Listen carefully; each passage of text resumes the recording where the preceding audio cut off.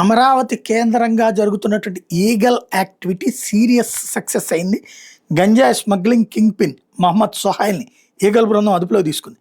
కేరళలోని మలప్పురం జిల్లాకి చెందిన సొహైల్ ఒరిస్సాలోని గంజాయి పండించే ప్రాంతాలకు వెళ్ళి అక్కడ వాళ్ళతో సంబంధాలు పెట్టుకుంటాడు. అక్కడ నుండి మధ్యవర్తుల ద్వారా సరుకుని ముందే నిర్ణయించిన ప్రాంతాలకు చేరుస్తాడు. తమిళనాడు, కేరళలో పెద్ద నెట్వర్క్ని ఏర్పాటు చేసుకుని గంజాయి దందా నిర్వహిస్తున్నాడు. మహమ్మద్ సొహైల్తో పాటు ఆయన అనుచరులు ఒరిస్సాకు చెందిన అరూప్ సింగ్, రాజేష్ కుమార్ సింగ్లను కూడా పోలీసులు వలపని పట్టుకున్నారు. ముగ్గురిని పోలీసులు ప్రశ్నిస్తున్నారు. ఇక్కడ స్పెషల్ ఏంటంటే సొహైల్ ఢిల్లీ వెళ్ళి పాత కార్లను కొని వాటిని కేరళలో అమ్ముతాడు.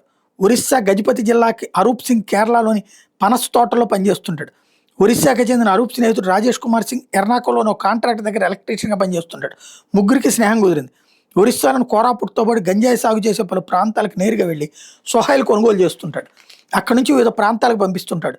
ఇలా గంజాయి రవాణాలో కింగ్ పిన్గా ఎదిగారు. ముగ్గురు కలిసి ఈ నెల 4న ఢిల్లీ వెళ్ళారు. అక్కడ 2 పాత కార్లను కొనుగోలు చేసి బయలుదేరారు. ఒరిస్సాలో 200 కేజీలు గంజాయి కొన్నారు. ఇందులో 140 కిలోలను ప్యాక్ చేసి తమిళనాడుకి చెందిన లారీ డ్రైవర్లకు అప్పగించారు. కోయంబత్తూరు చేర్చినందుకు 30,000 ఇస్తామని వాళ్ళకి ఆశ పెట్టారు. మొదట కారులో గంజాయిని తరలించేందుకు పథకం వేసిన సొహైల్ నిఘా ఎక్కువగా ఉందని చివరికి లారీల్లోకి సరికి ఎక్కించాడు. మత్తు పదార్థాల అక్రమ రవాణాకు అరికట్టేందుకు ఏర్పడిన ఈగల విభాగం అందుకోసం ప్రత్యేక ప్రణాళిక రూపొందించి రాష్ట్ర వ్యాప్తంగా గత 11 ఏళ్లుగా ఎన్టీపీఎస్ కేసులో నిందితులు ఉన్న 40,000 మంది డేటాను సేకరించింది. వీళ్ళలో 20,000 మంది వరకు కొత్తగా చురుగ్గా ఉన్నారు. ఇటీవల జైలు నుండి విడుదలైన నేరస్తులు యాక్టివ్గా ఉన్న 4,000 మంది కదలికల మీద ఈగలు నిఘా పెట్టింది. తరచూ ఒరిస్సాలో గంజాయి సాగు చేసే ప్రాంతాలకు వెళ్తున్న సొహైల్పై దృష్టి సారించింది.